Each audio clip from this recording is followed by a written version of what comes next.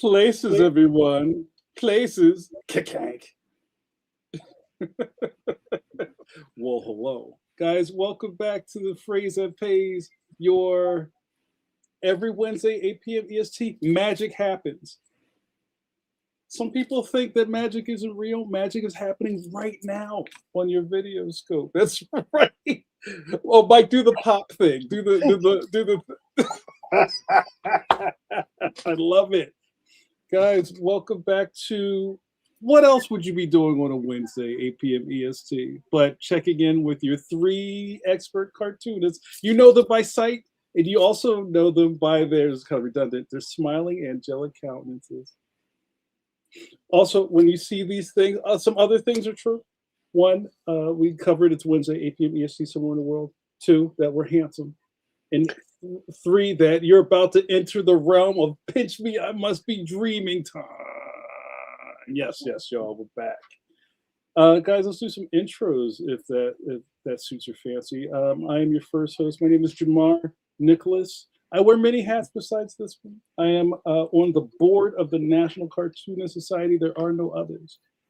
And also the chapter chair of Philadelphia. Here's some news you can use. On the 31st, the last Sunday of this month, we are going to do, some of you know that I host an open house every other month for the NCS. And this is a special one. We are going to be talking with Bunny Host and John Reiner, the creative team of the Lockhorns, where there is a documentary done, and we're going to have John Reiner in studio to have a live Q&A with him after we watch a world premiere documentary. And it's free. All you have to do is register and sign up, and I'll see you there. I'll be hosting along with President Karen Evans of the NCS. I would be also. I have a book. Leon and the Big Problem will be out January 2027. No, Mike, I do not have the cover. I've thought about that this afternoon and realized it didn't do it again. Damn it, ADHD. You don't even have a drawing of it? No. Oh, it's all digital. I'll take care of it, I swear. But I've spoken too long. I would be remiss. I would be in remission if I did not introduce. You know him. You know him by sight. You know him as. Well, no, don't get him angry. Don't incite him. Don't incite the riot. You may know him by he may be walking down your internet superhighway on the curve, or depending on where you live, like it could be the gully, or the creek, or the gulch, or whatever you have on the side of the road in your town. He is known in these streets as we start talking about. He's the Gulch of the Creek. The Gulch of the Creek. I love that cartoon. Let me just get on to it. You know him and love him. By God, it's Stone Cold Steve Conley. What's up, Steve Conley? Gentlemen, it is so good to see you. Yes. Hello, my name is Steve Conley. I am your 73rd favorite web cartoonist, creator of the webcomic The Middle Age, which you can check out at middleagecomic.com. It's on your webtoons, it's on your Tapas, on your Go Comics. It's everywhere. It's everywhere you want to be. I believe that's the phrase. That's like, and you're nominated this year. Yes. Yeah. An NCS nomination in one of their divisional awards. Yeah. That's,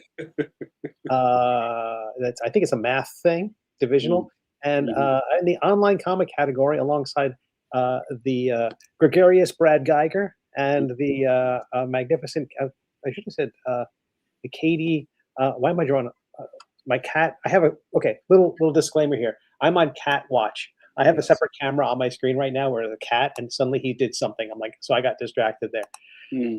But amazing nominees in the NCS Awards. So thank you so much for NCS. But I would be remiss if I didn't introduce the Tower Power, the man of the hour, too sweet to be sour, the cartoonist scientist searching for a way to tap into the hidden strength that all cartoonists have. And an accidental overdose of Kirby Crackle altered his body chemistry. The incredible Mike Manley. Why do they hound me? Hello, everyone. I am the mercurial, mirthful, merry Mike Manley. That's three, right? That's three. Yeah, you always got to go with the rule of threes. Yes. Yeah. And welcome to the show.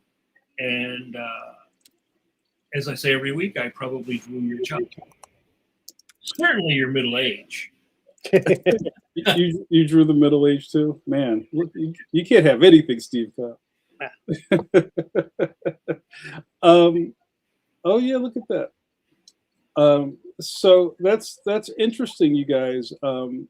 As we kind of like hurdle feet first into the summer, because it's been like in the high 90s here in Pennsylvania for the last couple of days, and I'm not ready, y'all. It was just 3 feet of snow on the ground, I swear. But this is like the second time we got baked, right? Because we got baked like a month ago. Like it was early. Like in the 90s, right? Yeah, it was early. And dude, I'm not ready. I want a refund. I need someone to help me out with that. Everything was really extreme. Like it was cold, then it got really hot. Then it got cold, and that frost killed a bunch of the fruiting plants. So like in Jersey and in Pennsylvania, there's going to be no apples and a lot of fruits this year. There's not going to be any crop. In fact, my crab apple, there'll be no crab apples this year. So I told our man, Dr. Walnut Sorcerer Supreme, he told us. There's nobody wanted to listen. I almost feel like those disaster movies when like Dennis Quaid is running through the hallway with papers under his armpits, and no one will listen to him. It's like, it's coming. Look, I have the data. Yeah, whatever. We're playing pickleball this weekend. Wawa's Coming to America is next week. Shut up. Yeah, I got tickets to I don't know, whatever. We got tickets for the Parkway. Come on. But you know what? That also is very scary, the world we live in. If that would probably has happened 1,000 times, but that's why the Tracy family has been protecting us for 40 years. You know, the marionettes with the disaster vehicles, they have saved us numerous times. We just don't know about it. But, just to say something like that gets past the goalie, would you believe it? Like if somebody was on TV and they're like, listen, I have the data, they're trying to silence me. There's a giant, like, there's a giant hermit crab hurtling towards Earth. Everybody would think he's crazy. Right? But then I don't know. I don't know where I'm going with this. That's not realistic. That's not realistic. No, not at all. Guys, let's get the show started. I'm very excited to be back. I was away last week. I had some, thank you for the guys for covering for me. I had some school visits out of town. And I just had to go do my thing.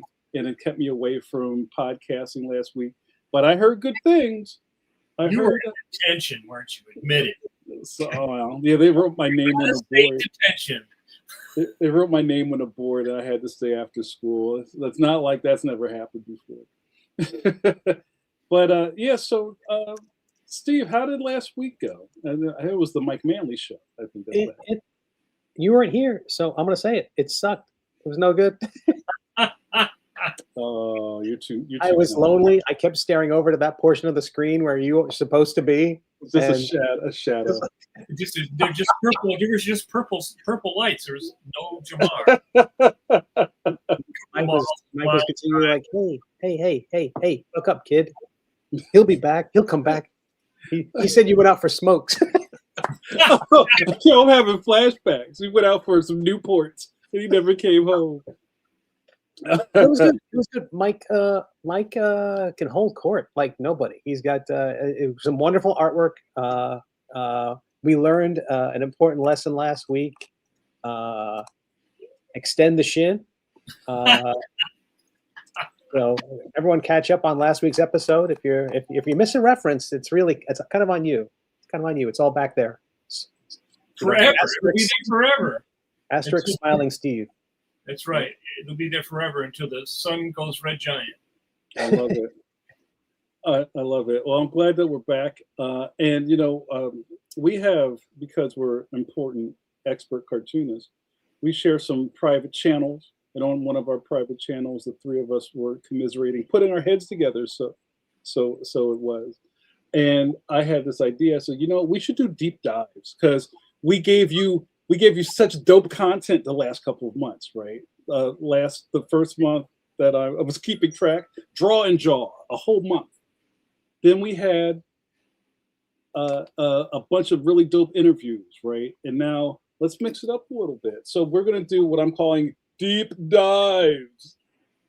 And tonight our deep dive will be, I don't know if you're ready for it. Well, I hope so. You should be prepared. Are you realistic? Now, we've done things like this in the past with just kind of some different kind of like fluctuations to how we approach it. We've done like survival kits on con season. We talked about one of my favorite episodes is your personality. What is your cartooning personality? That's one of Mike's kind of like tentpole statements about what it takes to be a cartoonist. And now we're going to kind of shake this back up and talk about, are you making a good enough roadmap for yourself to really make it in this business? And I hope that our dear chat that is lousy with cartoonists would like to weigh in. I know that, we have a really varied audience. We have pros. We have what I like to call pro-ams, right? They may be very successful, learned cartoonists who may offset their income with other things. Perfectly fine. You may have some hobbyists even, and I enjoy. I wish you could hobbyize things these days. People feel like you got to put money on everything you do these days, and that sucks. That sucks about our world. But I think everybody can get something from this conversation. So let's just get to it. We're going to try to end on time tonight at 9:30 p.m. So, Mike, what was on your mind when we brought this up? Well, actually, what was on my mind is I was seeing through my Instagram feed a bunch of young artists all graduating this week from college. And that's usually like the launching point, right? Everybody usually takes a couple of weeks or whatever, and then they're like, oh, okay, like, well, now I'm going to be a professional. I'm going to be a professional, whatever that thing is that you've been dreaming about while you have been in 4 years of Pikachu fantasy camp, is what I call most art schools. And then the reality hits, and it hits really hard for about 98% of people, you know. And it usually starts a year from now. The people who graduated this year, a lot of them will have what I could be like buyer's remorse, sort of. So, and I see that every year, right? You see all these hopeful people. You get the people come and give you the commencement speech and all that. But and I think this year is going to be even, the realities are going to be even harder for people, because it's a much harder reality this year than even last year. As all of us know, because of AI, and also because of the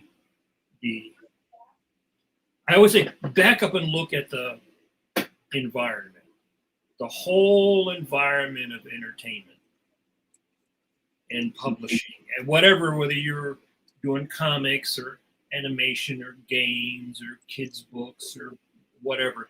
There's just like an environment that we all live in. And that environment has probably never been more stressed, and probably never more glutted with material. Like two things going on, right? And you have to figure out some way to survive in this environment, right? Like Marvel or Disney fired all their people, 2 weeks ago? I think it was 2 weeks ago. They fired their entire team that made the Avengers and all that stuff, right? That's not the first time things like that have happened, right?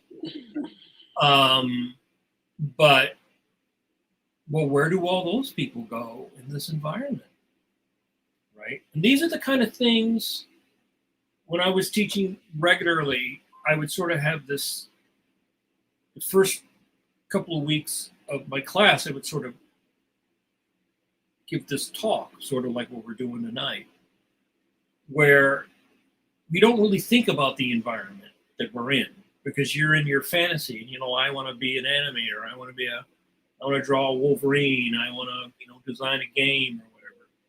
And that's sort of like in the forefront of your mind, the fantasy of being an artist, of achieving your goal, right? And everybody has that. And the reality is a very small percentage of people ever attain it, right? Like 2%. There are people that dip in and out. There's people that have to do other things. In fact, there was I think I put it on my Facebook today. There was a British, I sent it to you guys. There was that poll of British cartoonists today. You can probably look it up.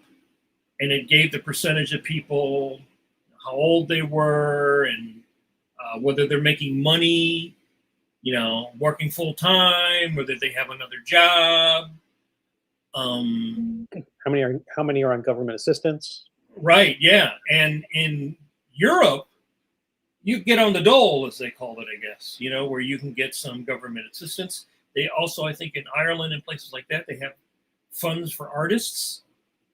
Yeah, Ireland has a universal basic income for artists. Right. And so far it's working out very well for the government and for the artists. Right. No, we don't have anything like that here in America. So either you're making your money from freelance, or you got a job and you're supporting your art. Now I know people that do that. I know people that were, mailmen. That was their day job, and then they were creative people everywhere else, doing all kinds of other stuff. And that may work for you, right? But I guess tonight my thing is like you have to really pay attention to the environment, and no one will tell you. That's the other thing that I've learned. No one will tell you when the environment has changed. No one will tell you. Usually in colleges, a lot of students are not aware of the environment that they're trying to enter. They want to have their show on Cartoon Network, or you want to work for Marvel, or you want to do your own independent book. They're not really aware of the totality of the conditions that shape the environment. And I was Zooming with Mimi last night, and I've known Mimi almost 10 years now. And Mimi assists you on a number of your projects, right? Right. And I met her when she was in her second year at PAFA, and I hired her as an assistant and mentored her. And one of my other students, Liang, who's now off on her own. And Mimi assists me part-time, but she's also doing her own stuff. But I remember the day in this room right here when Netflix said that they were investing all that money in animation and they were going to try to be like number 2 after Disney.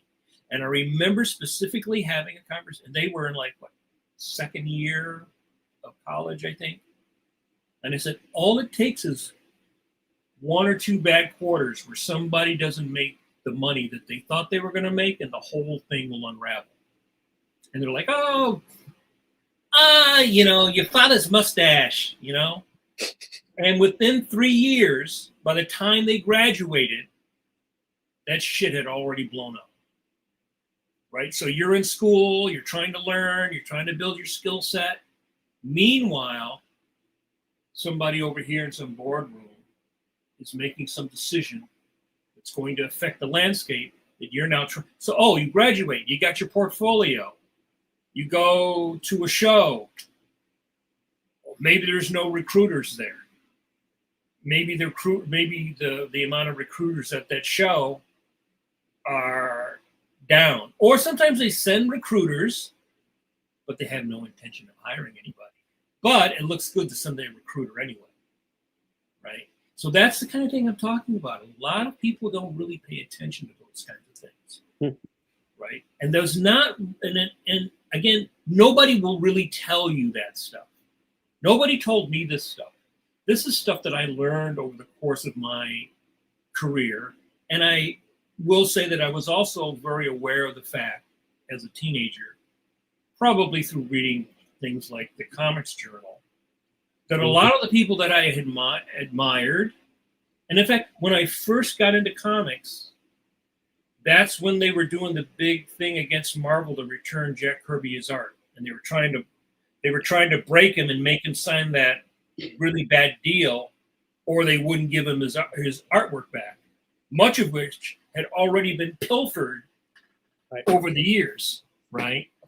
So I was very aware from the very beginning of my career, or even before my career started, that the business was not always going to be very nice to you or very fair or very equitable to you as a creator.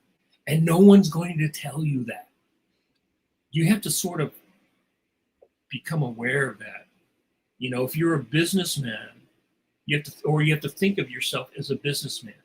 And I know that kind of goes against the grain of some people that I hate saying I'm a content creator, or I hate using these business terms. I'm an artist. It goes against my artistic sensitivity and credo to talk about those kinds of things. It sounds so crass and so commercial, but the reality is that's what it is. You are a commercial, working in a commercial field, and there's elements and forces and people in that field that will have a great effect upon the possibility of you finding an employment that has nothing to do with how well you draw. Right?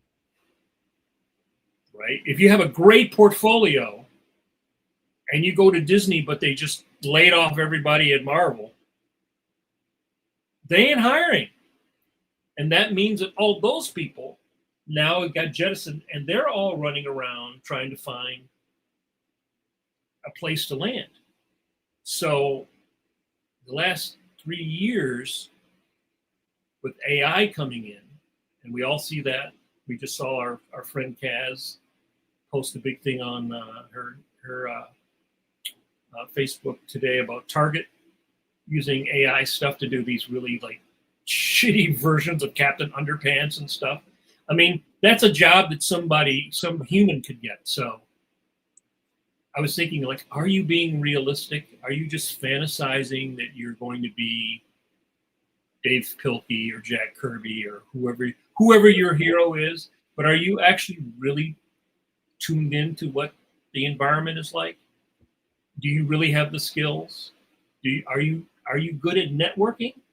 Are you good at not just thinking that you know stuff, but actually having real facts, right? Real facts. So one thing I like to do in these conversations is not necessarily be a devil's advocate, because my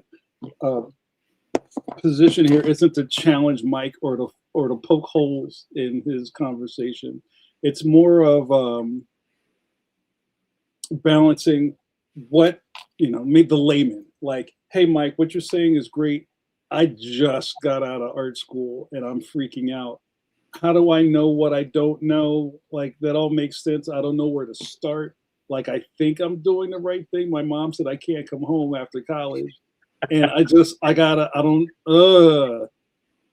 kind of like, is there a way we can open up this conversation to, like, I don't know, maybe addressing the you don't know what you don't know audience, and kind of like maybe give us some disaster prep. Maybe that's a good way to start, and then we can keep going.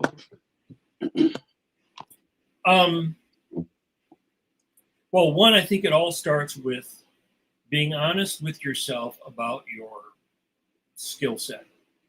Because if you suck, nothing else matters, right? If your work is bad, well then, who wants to hire somebody who's, I would say, there's A level, B level, and C level people. A level people are always going to be able to get work no matter how bad the conditions are, because they're the A level person. When you can't get the A level person, the B level person steps right in there. The C level person, they're average. So you're not distinctive in any particular category. You're competent. And so when the conditions get worse, things get tight, there's a lot of C-level people. In fact, in reality, probably over 90% of people are C-level people. Are you lying to yourself and you think that you're an A or you're a B-level person, but actually you're a C-level person? I see that quite a bit. I think people have. That's the thing about art. We have a great ability to fantasize and imagine things, which is an essential part of our being and skill set to be able to create our work. But I think that sometimes, too often, walks hand in hand with you sort of lying to yourself and thinking that your work is better than it is, sort of ignoring your weak spots. A lot of times, one of the things that you often see with creative people, especially the younger generations. It's actually even in that British thing, is how many people are now they call it neurodivergent. So one of the things I have experienced as a teacher and working with young people is a lot of young people are very shy and not really good at being able to talk and communicate. They're not good at talking to people out of their peer group. And that's often a shock for people to have to go to a convention or go to a mixer or go to some event and go up and talk to people and be able to talk about your work, be able to really communicate with people. And that's a really important skill set to have, especially early on in your careers, to be able to communicate, to be able to take notes, and learn how to interact with people. And some people are really good at communication. Some people are really bad at communication. And if you're bad at communication, have to learn how to improve your ability to communicate. Because a lot of times, a miscommunication or poor communication will lead to a lack of networking and a lack of connecting. Because one of the things about art, especially comics and animation, is that I'm working with people 40 years on. People that I met in the very beginning of my career, I'm still in communication with those people. And I get work from those people, right? And if you are really bad at networking and communicating, you rob yourself of opportunity. So I think that's those are two places to start. Are you good at communicating? Are you good at taking notes? And are you honest about your skill set? I always say, take your comic, go put it on the newsstand in the comic book store, right next to John Romita Jr. or Tom McFarlane or whoever's your favorite, and go, is my stuff as good as that? Where on the left? Is it here? Is it down here? Because one of the things that happens in college is it's a very small pool, and everybody loves you in college. They're paid to love you. And when you get out of that environment, no one's paid to love you. They love you if they think that your work is good and they can use that work to improve what they're doing. It's almost like the exact opposite. And that's a real shock for some people, because they're like, hey, everybody told me I was doing great. Everybody told me I was doing fantastic. I'm sending out all my stuff and nobody's responding, right? That's the other big difference between when I was younger and people who are coming out now. It's like, I'd have to go into the office usually, and you would show people work and you would have that interaction. Or like I showed several weeks back, I did samples and I sent them to the Captain Comic Book Company, and I actually really got a really nice, fantastic critique back from George Freeman, right? So do you have samples? Are your samples constantly being updated? Even when you're not working, are you taking time to research the name of editors? I mean, look what happened with Dark Horse in the last, couple of months, right? All those people might be gone. So who are the contacts? Do you keep updating your contacts? I always say it's like being a detective, Sometimes something goes cold, and then you have to put more time into trying to find some more clues. Who do I send it to? You know, we just heard this week that Marvel's changing its management, right? That probably means that other people are going to be changing. If you're submitting your stuff to people at Marvel, do you know the person who you're supposed to submit it to? Do you have their name? Do you have their email? Do you know how you're supposed to submit your stuff? Do you have your portfolio ready? Do you have an Instagram or do you have a website? Is it just full of shit you did in school? Throw all that shit out. There's got to be new stuff. It's great when you're in school, but when you graduate over the course of the summer, if it's just shit you did when you were in school, that's not a good look. That just tickled me. Just what you said just tickled me in a way. It's like, well, you know, and this kind of goes into a thing I used to say when I was working at the colleges, and you know, I would have very frank conversations with the students a lot about, and this could, I don't know how some people take this, but it's like a lot of students are waiting to cross the stage with their diploma is not really in that board they give you. They give it to you later, but and they give you the slate. You cross the stage, and then you believe that you're an artist. So I would ask these students, like in their sophomore year, like, so what are you working on? And they're like, what do you mean? I was like, what are you doing? I just did my homework, but what else? You know, and even just trying to shake that part loose is like, you need to be an artist now. Like you're still we're all students. We're all going to continue to be students. But like, you know, are you trying to get freelance work?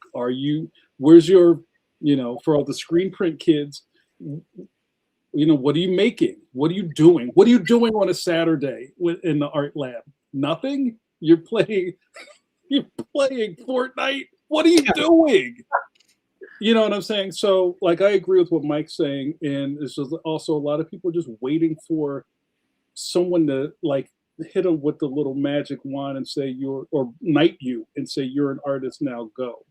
But that's got to be baked into you in the beginning. And the other thing too is that one of the things is, so AI has been going solid for 3 years. What it could do 3 years ago was pretty bad. It can do pretty fucking amazing stuff now, right? Pretty amazing stuff. And it's only going to get better, right? It's only going to get better. The competition is only going to get more fierce. The pressure is only going to increase for all these corporations to downsize and maximize profit. That's never going to change, right? So you can bellyache about whether it's fair or right or correct or whatever. You can't change any of that part of the environment. All you can do is figure out how you can intersect with it. You can get on the pity wagon, right? And it's not just young people, because I know a lot of middle-aged people, a lot of people in my demographic, or a little bit younger than me. They're in the same thing. Well, I always did shit a certain way. I always did this a certain way. I don't like to do tests. I don't like to do this. I don't like to do that. You know, maybe there was a time in the business where you could say, hey, I'm fucking king shit of fuck mountain, and I don't do tests or anything. Right? Well, those days may be gone, because the people that maybe you worked with and knew you and knew your work and the history of your work are no longer in a position to know you and work with you, right? Mm-hmm. I mean, I did a test on the Ren and Stimpy stuff a couple years ago. No, I could say, hey, what the fuck? I've been doing this for fucking 40 years. What do I got to do a test? Kiss my fucking ass, right? But I did a test, right? It wasn't hard, right? It wasn't hard to do the test. It was fun. But I could say to myself, well, hey, look, you know, Mike Manley doesn't do a test for anybody. When he starts talking in third person, you know it's bad. Yeah. But I see, again, it's not just young people. You can forgive young people for not knowing. And like I said, a lot of this stuff I'm talking about tonight is stuff that I learned over the course of my career. Nobody told me this stuff. I was also interested in the history of comics interested in the history and the lives of people that I admired. So in my reading and getting to know the history of comics and animation, you know, you see the good stuff and the wonderful world of Disney, and then the unwonderful world of Disney. And again, part of it is that as creative people, we like Hollywood this stuff. We fantasize. That's how we get into doing this. You dream about having your show or your strip or working on your favorite character. We all start that. And that's all part of how we, you know, fire ourselves up and get excited about it. But there has to be the other component that then makes that a reality. Otherwise, it just always ends up being a fantasy. I agree with almost everything you're saying, Mike. Totally on board. I will say that the idea of having designs on Hollywood, that's not a universal. I know that's not where I came from. I specifically created characters that couldn't be or would be really difficult to realize in another medium. I thought the more comic booky I made it, the more cartoony I made it, the less welcoming it would be in other medium. And if they have to deal with it, so be it. You know, if all my characters saying Grolixes and you don't know how to turn that into, you know, so I don't know. I feel like there's I think realism. I'd be curious of say what would be. It might be easier if you, or for my benefit, what would be unrealistic. What's an unrealistic? Well, you're a good example because you just said you realize your stuff is not going to fit in this box, and you were aware of that when you were doing it or you're trying to put it up. Some people don't have that. They go, well, this is my thing, and I'm trying to make it fit, and right. It's not fitting. You know, my stuff is not resonating. It's not clicking with people, right? Now, we all have a limited window of being able to say, I'm going to keep trying to assault the castle before reality clicks in and you go like, now I have to do something else. Yeah. How many tilts of the windmill do you get? Right. Is there I mean, part of the thing for realism for me was always, you know, don't quit your day job, kid, where I always had like, I tried to do all the things that were ancillary to comics, whether that was help at conventions or help with websites or learn graphic design, or, you know, even in school, a lot of us didn't get to have the chance to go take cartooning classes. So that basically my training was how to figure out how to make this anatomy course into a cartooning course. How do I turn this typography course and color theory course into a cartooning course? And so all the other things I've been trying to do, to me, I found it was, even I paid through college as a short order cook. I always felt like that's my backup plan. Where, you know, someone will always need me to, you know, make eggs for them. Right. I feel like realism for me was always hedging my bets and playing it safe, because I also knew creating my own IP was a long game. I mean, some people can explode on day one. That's awesome. But for the most part, it's me putting this out there for 2 years to see if anybody notices. And I think the realism part of that was like, okay, I'm going to keep doing web design on the side. I'm going to keep doing other things on the side. Is this Patreon thing going to work? But if a lot of realism is not trusting corporations, I feel like, I mean, we can almost make a mantra when we start every episode. You know, hello everybody, don't trust corporations, and let's get started.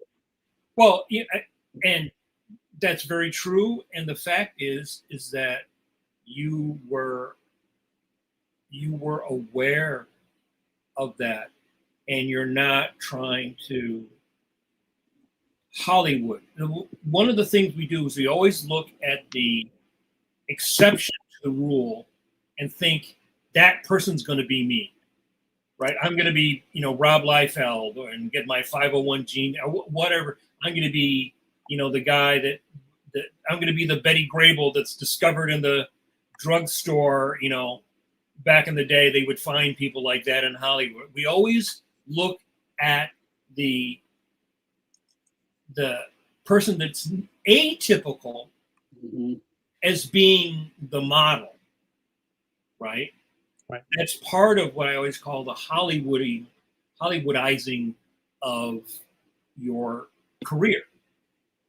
And if you look at most successful long-term people that had long careers, that is not what their career was. But we sort of think that that's what their career was, like just boom, you launch off and somebody discovers you, you get this lucky break, and then the next thing you know, it's bright lights in big city. And too many people do that. Or they say, this person got a break. This person went to the school. They know the right people. They had all the breaks. It's not my fault. They had all these advantages. They're so talented. You know, there's that part of it too. You know who my father is? Yeah. Right. There's a lot. In fact, that is one of the primary grouses I would say I have seen on social media ever since there was social media. Because when I was young, there was no social media, right? There was no social media for us. So you did whatever you did. You made your samples. You went to a con. You schlepped to New York. You dropped off you did all that old stuff. And sometimes you heard back. Sometimes you didn't hear back. But you didn't really have a sounding board to the public to go like, hey, everybody. Right. You know, I didn't have, I think that does a disservice, as well as the unreality, as we're now all realizing, that the algorithm that tells you that all your likes are fantastic can end up actually not manifesting into success in the real world. That's another thing, right? I wanted to put on the screen a couple of things from our good buddy David Peterson. You know Mouse Guard, David Peterson. You know, another one of our lousy cartoonist friends in the chat. And I mean that in the nicest way. And David kind of hit the ball on the head with if we just kind of said what we needed to say, this episode would be 10 minutes long. Yeah. Right. But he says the reality of doing this work is to do the work, make comics. If they aren't good, and that didn't discourage you completely, make more comics, rinse and repeat. Go ahead, Mike. Well, I was going to say that goes back to my point. Is like you graduate and you have your portfolio, and then a lot of people 2 or 3 years later are still dragging around that same damn portfolio.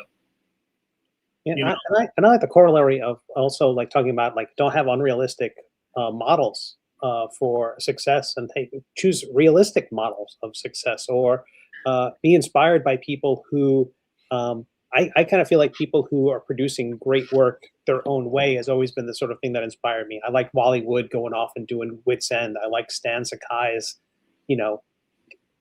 volume of work. Like he was gonna do Usagi Yojimbo no matter what, right? Don't you have that vibe from his work? Like this was gonna happen.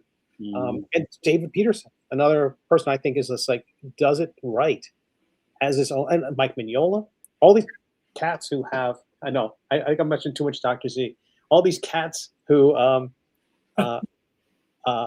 have worked really hard and produced a volume of work and gave people something to find. I don't know. I feel like that's a business model. I feel like putting yourself on the map that way is because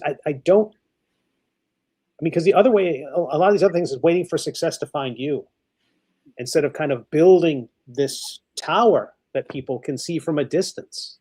And I feel like they have done that. And expect that you're going to produce work that people are going to ignore, and it may take a while to build.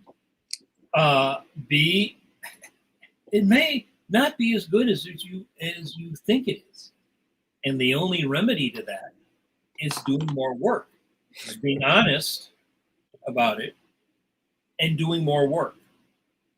Because that's the other thing. I think that, you could produce work and then go, well, I produced my work. I'm waiting for, I'm waiting for all the success to come, to come pouring in. And maybe it's not that good, or maybe you got to continue to produce the work, right? Because again, like I said, we live in a time that is so glutted with entertainment. I mean, you could go on it. I could just take my phone and go on Instagram and never stop scrolling. Right. I could see all kinds of stuff and say who this guy's following and who this gal's following. And oh, look at this person over here. Oh, look at that person. Oh, look at this painting. Oh, look at all these French cartoons. Oh, look at all these people in Japan. Look at all these people in China. Look at all these people in Singapore. Look at all these people over here. All these people are, I mean, I find new people every day I never knew about. Right. Again, that's the environment that we live in. There's thousands of people who want to do this. Way more than there ever were before, and way more than we were more sectioned off too. That's the other thing. You go back before the internet, somebody in France may never work here. Some guy in England may never work in America. You may just do your local comic strip down in Peru, right? Or Mexico. Now we're in a global environment, right? And if you think like, oh, you just did your little 10-page story, which for you was a big thing, well, it may just not be enough. You may have to do 100 pages, right? And then you've got to be good at how you network with those pages. Where are you putting your pages? How are you getting your pages in front of people? Are you sharing? Do you share? Because you want people to like you. Do you like them? It's reciprocal. Oh, well, hold on a second, Mike. Let's not be too hasty. The internet is all about me, right? It's all about pushing, not pulling, right? And that speaks to, and hold on, before we go any further, I'm going to release Steve Conley from your bonds. Steve has some things to take care of tonight, so I will release him. Thank you for your service, Steve Conley. See you next week. Go see your kitty. Yeah, and I'll be watching this episode and catching all my horrible mistakes. And love you guys. See you next week. Love you all. All right, bye-bye. I kicked them out. Look at us, Mike. It's like old times again. It's like the Blues Brothers ride again. You and me. So, and I want to make sure we're not kind of like spinning the wheels here. I think everything you said makes a lot of sense, especially how the modern world is spinning so quickly. It's ridiculously fast, and it's got to be frustrating to say someone who should. Bye, Steve. It's got to be frustrating to a student who just graduated out of art school and things are already gone. You know what I mean? It's frustrating to everybody. It's frustrating to me. Yeah. But let's like focus on these people who need our guidance for a second. And it's just like, well, now what, right? So I think if you, and this goes back to your personality conversation we've had 1,000 times before. I'm sure anybody that's ever taught art in this chat or watching this show knows that you have some students in your classroom at the beginning of the thing. Let's say we're talking about like high school or college age art students. Some of them are they're ready to go, pencil sharpened. They'll like the little duck, they'll eat whatever you give them and they're ready and they turn in their homework and it's all good. Then you have I don't know. Tell me what to draw. I don't know what to do. Tell me what to draw. I don't know what to draw. Like those people, I sound real foul right now, but those people are going to, at some point in their short careers, figure out that this may not work out for them because there's like the Shizuba drive is busted, right? I think that's an important little part of this. It's like we could just say, and like David was correct. you know what, just make comics. If it was that simple, everyone would just make comics, right? But you know, if all of your synapses aren't firing in that direction to just create stuff, and then after you create it, to get it out into the world, we'd have a different show. Here's the other. See what I was saying. You can't just be one thing. You have to be, really have to be all things, right? Mhm. I think, you know, you literally have to like sit down, take a sheet of paper, start writing these things down. Actually, write them down and take time to think about them, right? I would always advise the students to do that, right? It would be like, because you're trying to navigate or plan a trip, reach a goal, and you have to know what the environment is, number one. If you're an artist, who are the companies? Who are the people in the companies? How do I get my work to those companies? Those companies are always changing. We just saw in the last month, hundreds of people have been fired. Mm-hmm. Hundreds of people have been this, and it will never not be ever again this incredible churn. One of the things that's very different about my career, I would say from when I started in the early 80s into about the mid 90s, things are pretty constant and pretty much the same. And then once in the mid 90s, when the stuff came in where they killed Superman and Batman 500 and Image started and everybody started making money, it kind of blew up comics. And comics did this and then it did that immediately. The business of comics fundamentally changed. Distribution fundamentally changed. All that stuff had effect on you if you were working. Were you working for a company that suddenly owed you for an issue, then 2 issues, then 3 issues, and went belly up? I went through all that kind of stuff and had friends who went through all that kind of stuff in the mid-90s, right? But we're sort of going through that now with animation in Hollywood. We're going through that in publishing. So I think you need to sit down and as well as you can do 2 things. An honest assessment of your skills. And if you can, find a mentor or somebody who will give you an honest assessment of your skills, separate from the people you went to school with. Mm-hmm. Right? Mm-hmm. Someone who's completely impartial, doesn't know you from Adam, as they would say. Mike, that reminds me, I'm having these flashbacks from working at the art school for all these years. One of my favorite things, and this is kind of goes back to a lot of our stances on these conversations usually stay constant. One of my things that I talk about a lot when we have these conversations is we talk a lot about what art school is doing or what the umbrella of education in America looks like these days. We don't spend enough time talking about what kind of student you are, right? It's, you know, now it's kind of turned into, they're not even students, they're more like customers is kind of how higher ed looks at. And that's in a nice way. We look at them as a customer. There's more like a commodity nowadays, but I'll try to keep this fair. Where a student who isn't thinking about the big picture of this, rather than just like spending 4 years being fed something and then worrying about the grid. All right, I almost forgot what I was going to say. This is what I was going to say. I remember having students either in my sphere or coming in and out of my office who were like lumps. They were like just lumps of carbon, right? Who didn't really do much. They didn't participate. They didn't give of any stripe. And then when they're about to graduate, because everything starts happening in like the crunch of the last semester in school, all of a sudden they're in my face asking for recommendations. Yeah. Hey, Jamar, can you write me a recommendation to what? And for what?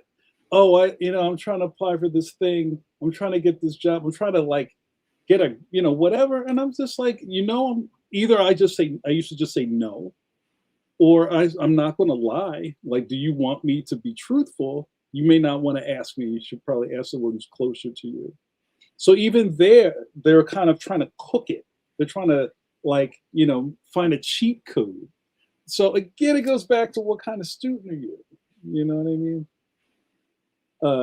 So yeah, I mean, we're all kind of going the same direction. But if you feel like you somehow like shimmied your way through your art school career and your work's not strong, and now you're going to try to finesse your way into a gig, I don't know where your career is going to end up, or even if you're going to stay that long, because it's not a hustle, really. I mean, we all are like gig economy people now, but you can't hustle your way into this stuff and stay here. Well, and the other thing is, I mean, your work is your calling card to start with, right? Because people are going to look at it and go, "Oh, that's cool," and they're going to want to see more, or they're going to be like, they're going to have no. They're not even going to go, and they're not going to have no. We do that every day. We're so used to saying stuff and just whatever, not really thinking about it. You don't give it a second. Or you can be a person who's had some work, you've had some success, but you're kind of, I remember when the mid-90s and the internet started coming along, and people were getting into desktop publishing, and people were buying computers and learning how to use Photoshop and all. There were some people that adapted right away, and there were some people that like last year, I guess I better get an Instagram. It's like they resisted the change. And the thing is that if you came before the time that required you to adopt, and you were successful and popular and easy enough to work with, in demand enough that they would be willing to work with you, okay, that's not going to be 99.9% of people.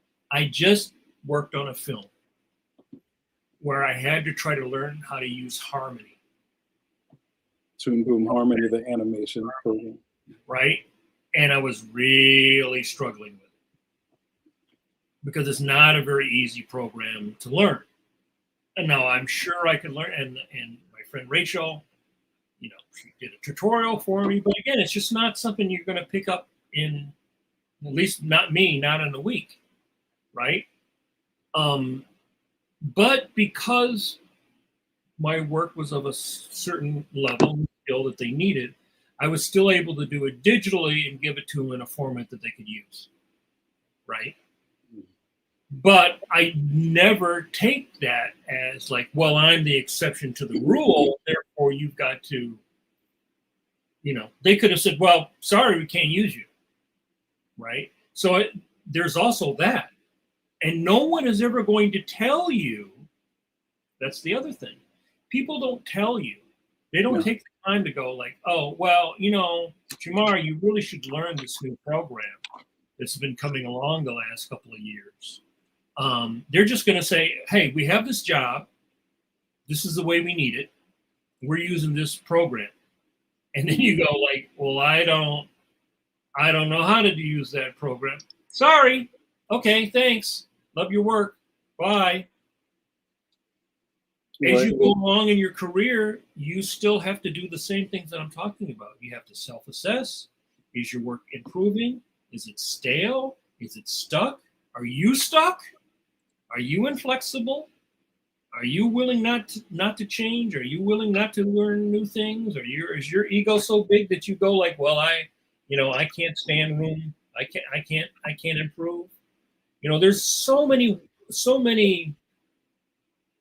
things in the environment that can trip you up, and there's new things coming every single day, right? And I think for everybody, obviously, AI is a big thing because people are literally losing jobs now because someone could have hired you to do the logo. Well, they can go into AI and feed these things and get a logo and go, okay, I don't have to pay you to do the logo. I don't have to pay you to do a comic. And I guarantee you, 2 or 3 years, I mean, we were just grousing last week that the Eisners had a comic in it that was nominated that had AI stuff in it. That's never going to go away. You're only going to see more AI material.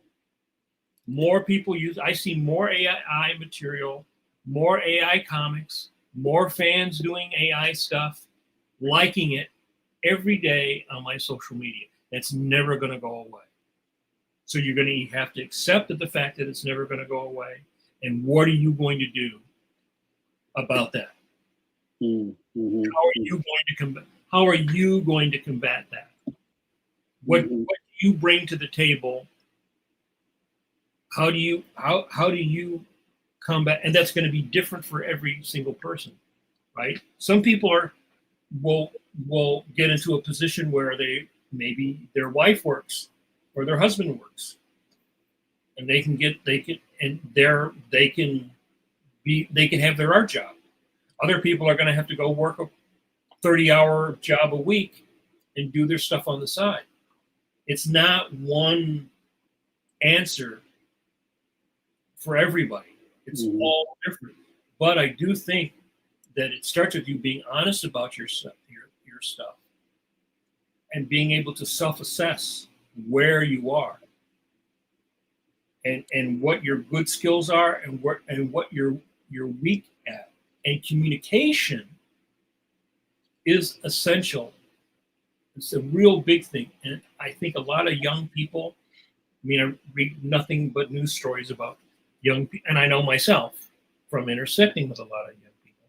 A lot of young people are not good at communicating. And that hurts you. Yo, tell the chat real quick about getting an email from a college student. What does that look like, Mike Manley? Oh yeah. I mean, I've had it happen more times than I would like, where I've had a teacher or someone recommend someone to me to be a mentee, or you should see my students' work. This person is really good. Blah blah blah blah blah blah blah. Yeah. And usually the person can't really communicate to you. They're not very polite. They're too informal. And then they don't show up. Oh, I forgot about that part. And I'm a guy who's easy to talk to. I'm easy to access.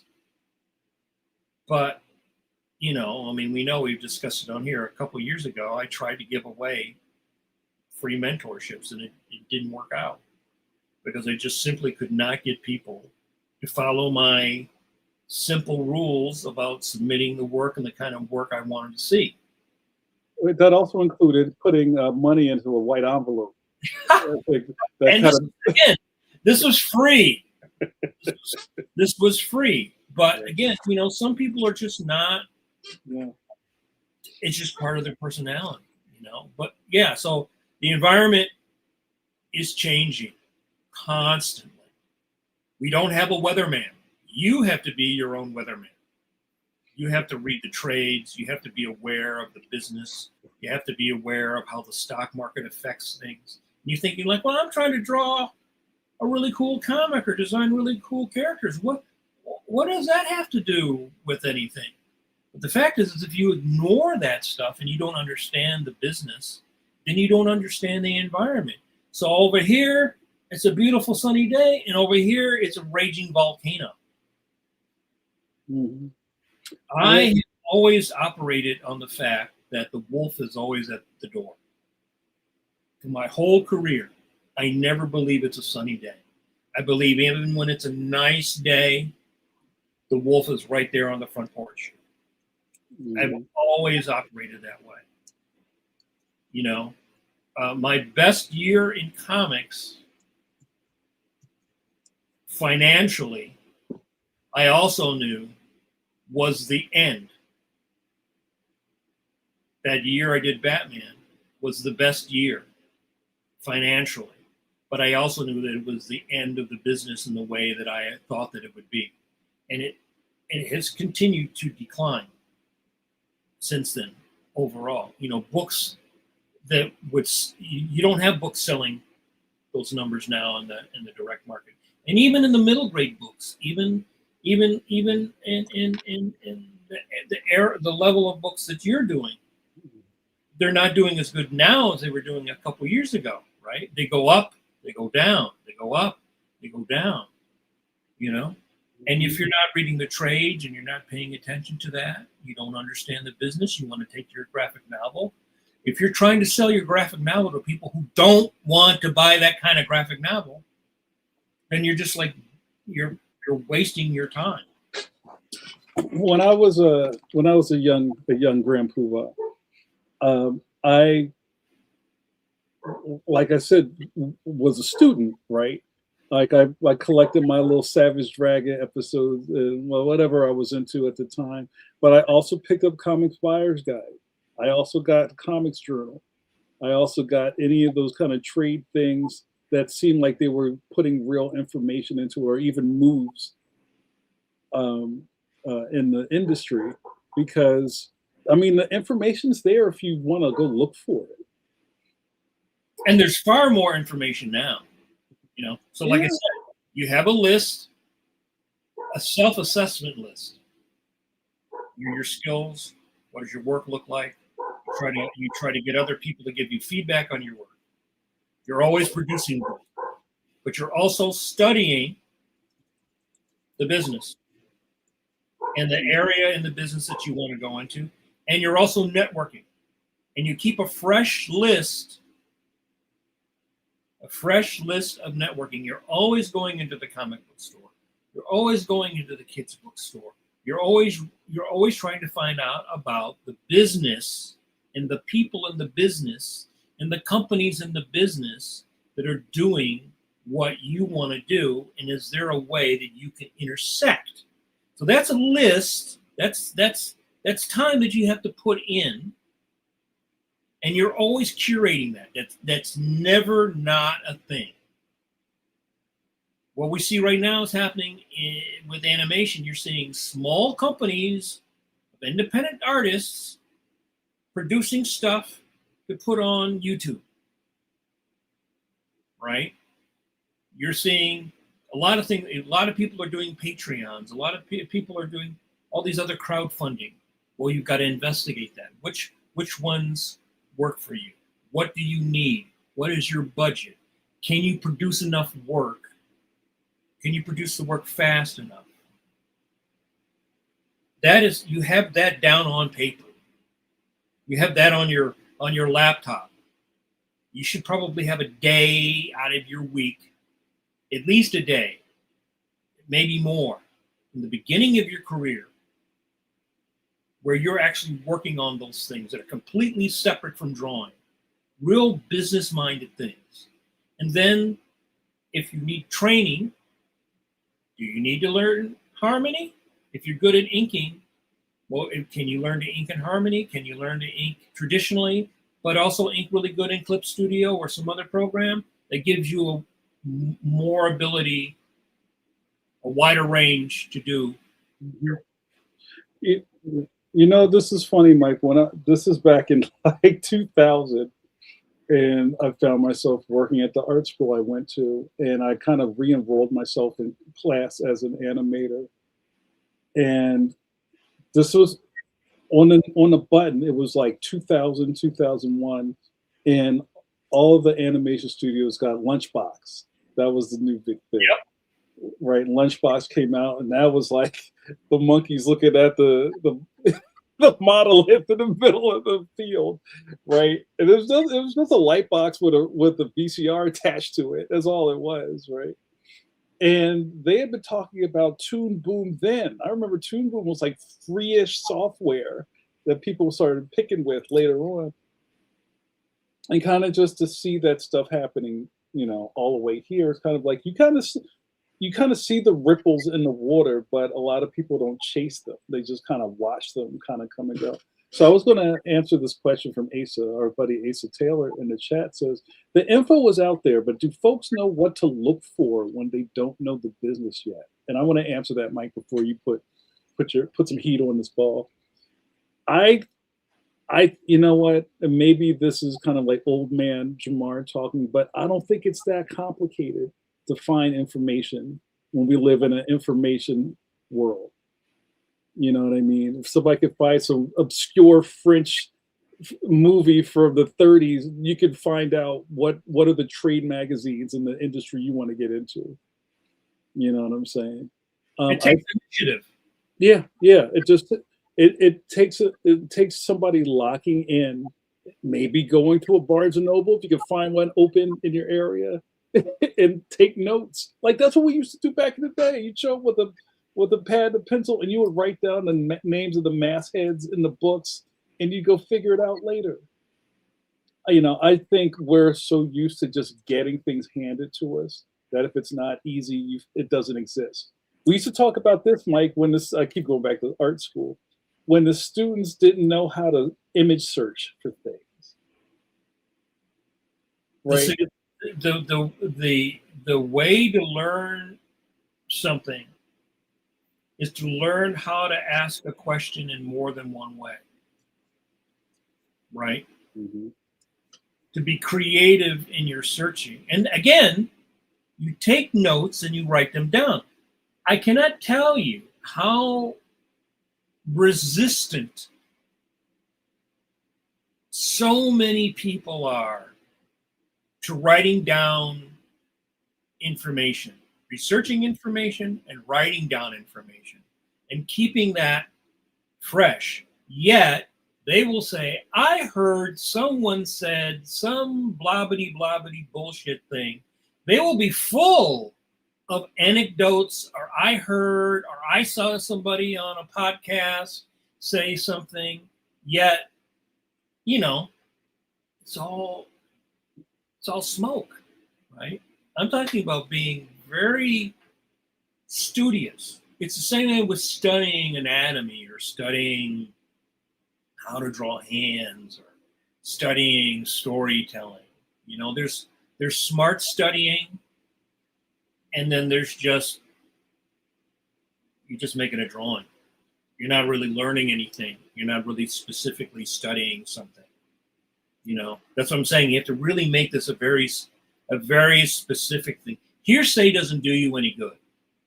Like you said, if you go into Barnes and Noble and you go in the kids book section and say, I want to do kids books, and you look at all the kids books and you go, well, these are the kind of kids books that I like.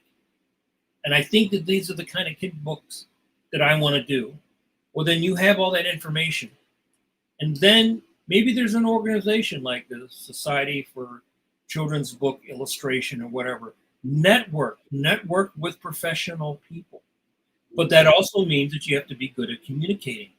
You have to be good at talking to people, which again, for many neurodivergent people, which I think just about all the young people I know are somewhere in there, they have a real hard time doing that. And then when you talk to somebody, learn how to follow up. When you talk to somebody, take notes. Just don't assume you're going to remember shit. Wait, this is too much, Mike. This is too much for me to handle. You know, I mean, if you go to a chemistry lecture or you go to a lecture on astrophysics, you just don't go like, yep, I see all that, that formula on the board. Yep, I remember that. No problem. It's all part of being an artist. Again, I think is that ability to fantasize.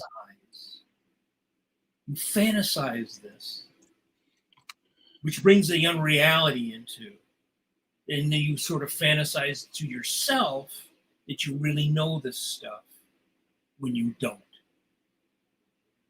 I think our conversation is proving the point right here, right? Kind of what we're talking about, and just, I don't know. And I kind of go back to what David said. It's not that hard if you're already keyed into wanting to do the thing, and no one will stop you.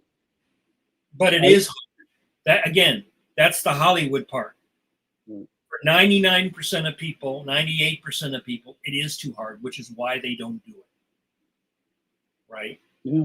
You could say, I'm going to sit down. Why can't you sit down and draw something every day? Mobius said that he did that every day, and if he didn't do it, he could tell he didn't do it. Mm-hmm. It affected him, right? He was habitual. He sat down and he worked every single day, right? We're still seeing new drawings from this guy. He's been dead since 2012 or 2010, right? Like 14 years later, I still see new drawings by this guy, Mm-hmm. right? Again, it's really easy to say. It's not easy to do. You have to be very specific about. You have to be almost militaristic, like a martial artist, or like you're going to an academy. That's why when you go to those types of schools, like an academy in the old days, they made everybody do the same shit. They made you make your bed. They made you do this. They made you do all this rote, old-fashioned, boring kind of stuff, because it drilled into people, even the weakest person, a habit.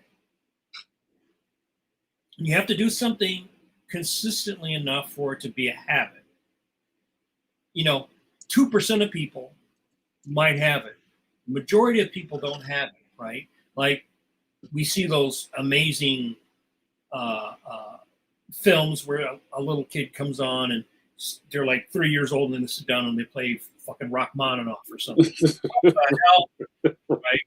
And so I think that they're, again, part of that fantasy, that Hollywoodizing of this occupation, is to think that, well, that person just magically had that ability, right? So you magically either have ability, or you magically don't have the ability, or everybody's hating, or you're being held back. right? Yeah, I really don't. I feel that I am a person whose success is mostly due to what I'm talking about. It's being very habitual, compulsive about it. I don't believe I'm talented. I believe I'm focused. If I had an affinity for it, it was only because I honed it, because I wanted it. I wanted to do it, right? I don't believe, like, before I was born and they sent me down to my mama, they go like, ding, you get the magic talent. Ding, you're a coal miner. Ding, you're a doctor. Ding, you're an astronaut. Ding, you're a heroin addict.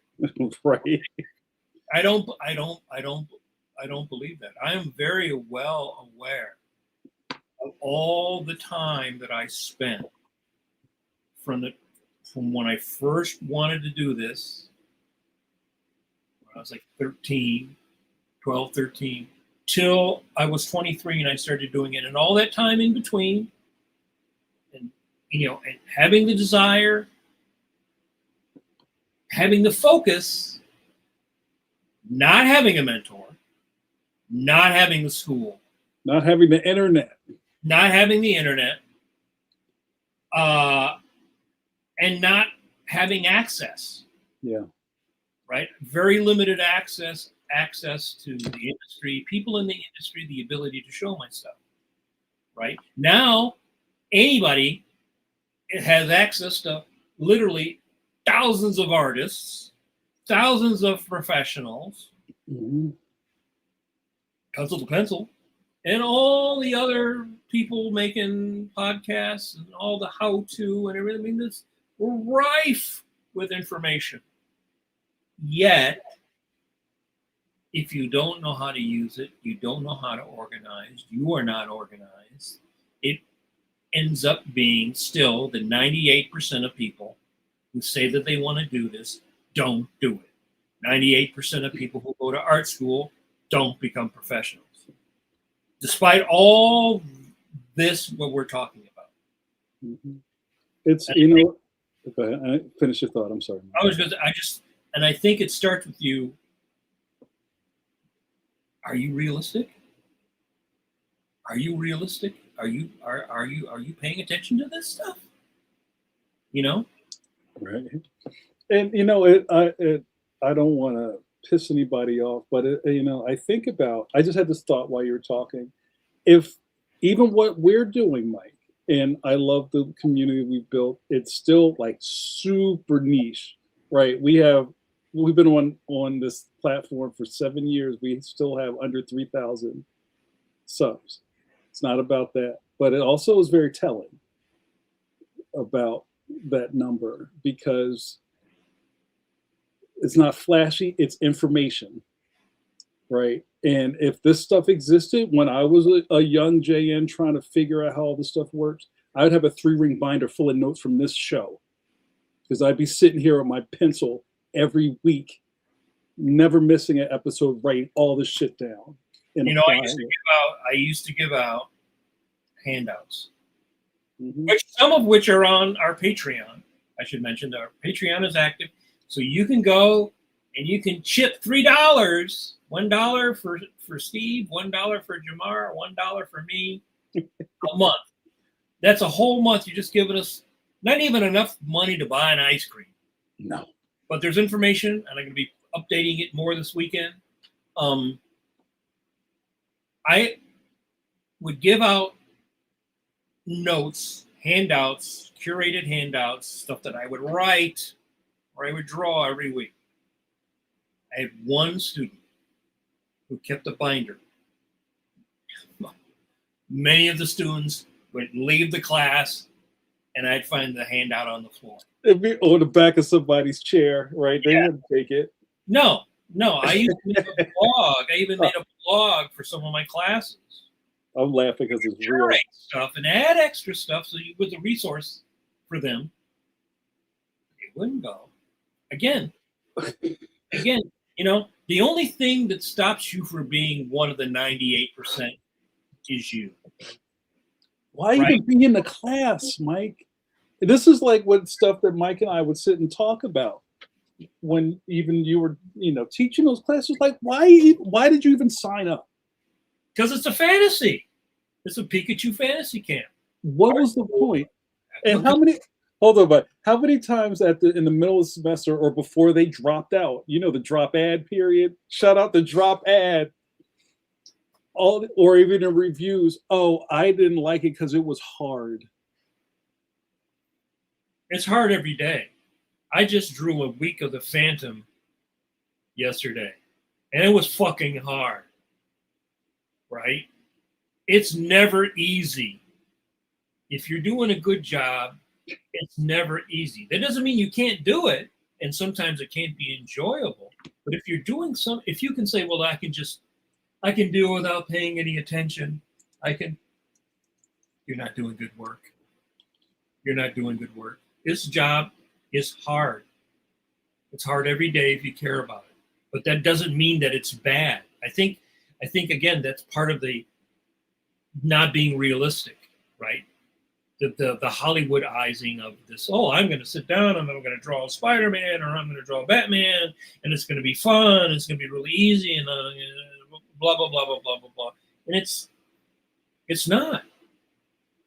It's not like that. That's not realistic. And I think because we have that natural ability to fantasize about it, that's where we get caught up, because you have to go beyond that in order to make it a reality.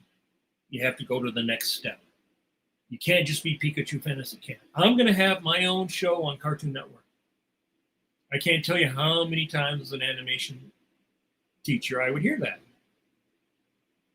And of course, almost nobody, even the people who work for Cartoon Network, get their own show on Cartoon Network. Right? There's a very, very limited amount of people who will ever get their own show. And they build that. They build the trust and the knowledge and the skill and working with people and working with the corporation and within that system, and then pitching, and not just one show, maybe many, many, many shows that are rejected, and maybe get a pilot and they're rejected, right? So again, you can have the fantasy, that's fine. But then you have to acknowledge and study and learn the reality. Or again, it's just, I'm going to fantasize about doing this for 3 or 4 years while I'm in college. Then I'm going to graduate and I'm going to still fantasize about it. And by the time I'm 29 or 30, I got to go get another fucking job because I got the student loan, or my girlfriend got pregnant, or I got to go, life happens. I mean, that's the story of almost every one of my students, right? And then you can also be a person who has had success, but maybe you got behind the 8 ball. Maybe in the middle of your life, you've got to reinvent yourself. Maybe you've got to learn new things. Maybe you can't do the things the way that you did. Mm-hmm. Or maybe you got to check your ego at the door. Maybe you're not as good or not as skilled, or maybe you're stuck. Those things happen too. They can happen in many times in your life.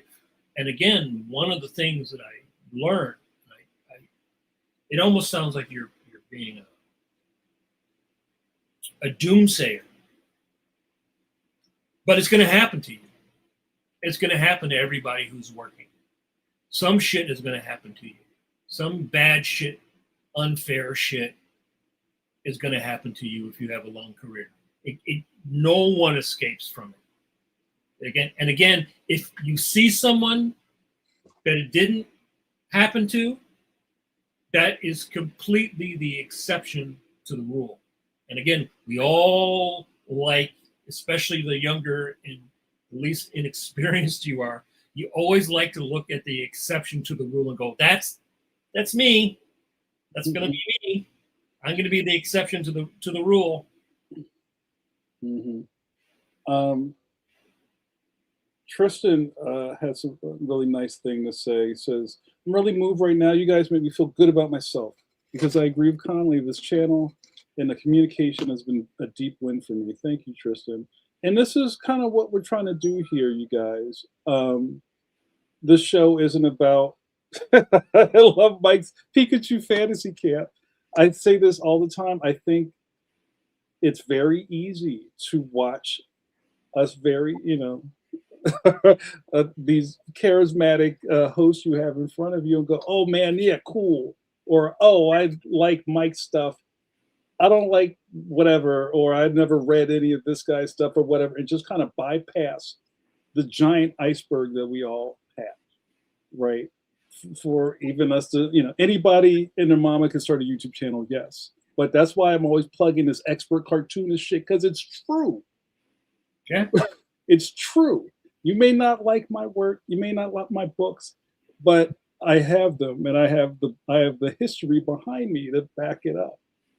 And if this is something you want to do, it might make sense for you to listen to at least somebody who's been doing this for a while.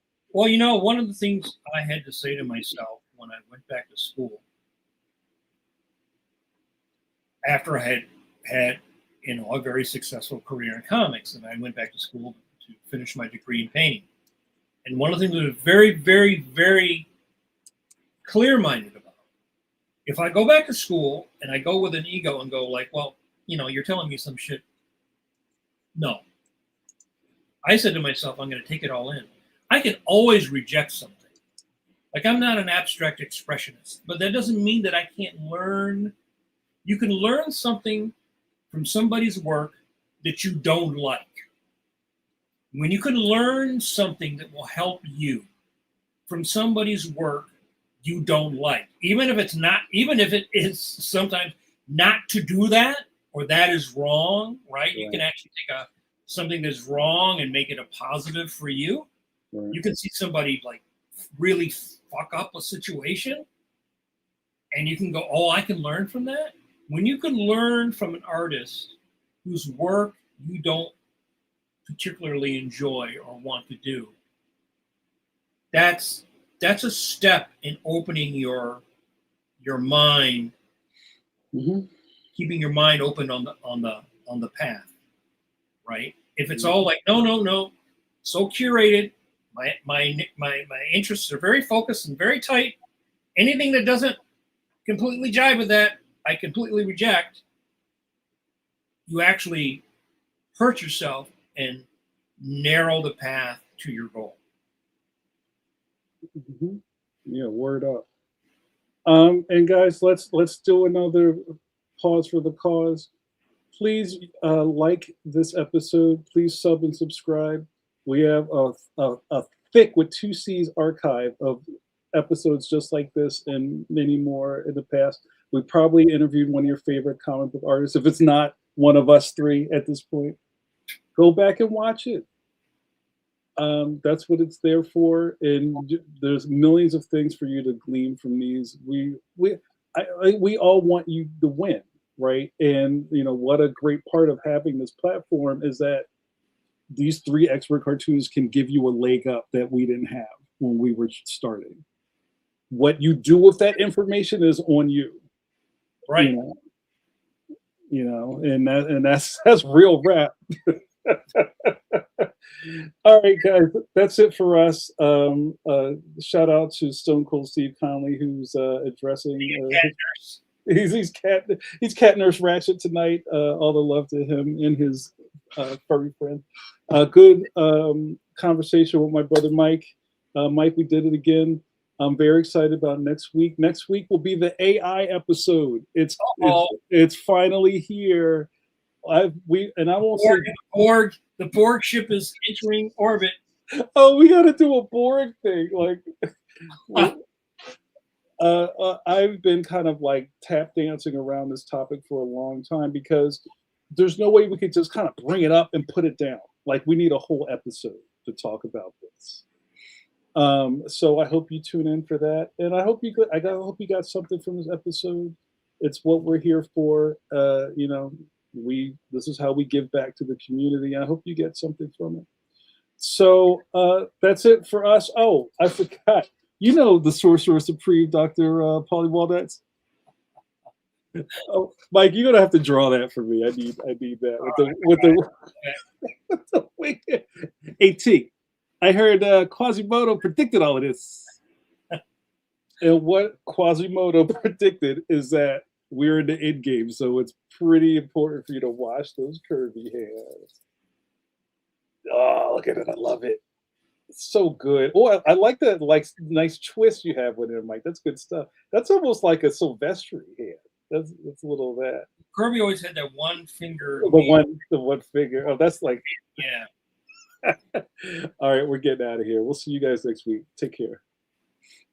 See ya.